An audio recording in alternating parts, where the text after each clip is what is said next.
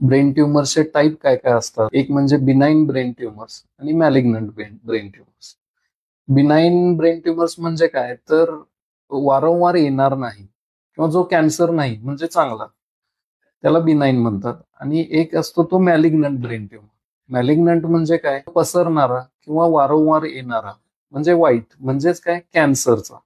तर benign brain tumours आणि malignant brain tumours. Benign brain tumours हे स्पेसिफिक लोकेशनला एकाच ठिकाणी येतात आणि ते खूप स्लोली वाढतात.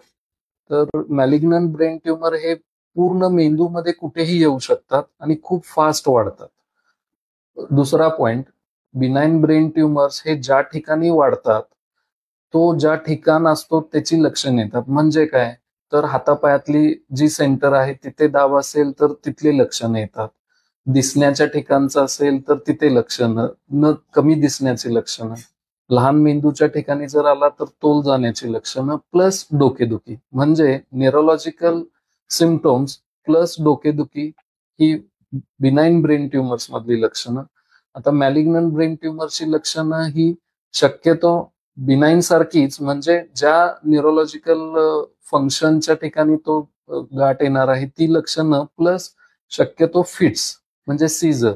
म्हणजे न्यूरोलॉजिकल सिम्पटम्स प्लस सीझर ही मॅलिग्नंट मध्ये, आणि न्यूरोलॉजिकल सिम्पटम्स प्लस हेडेक म्हणजे बिनाइन ब्रेन.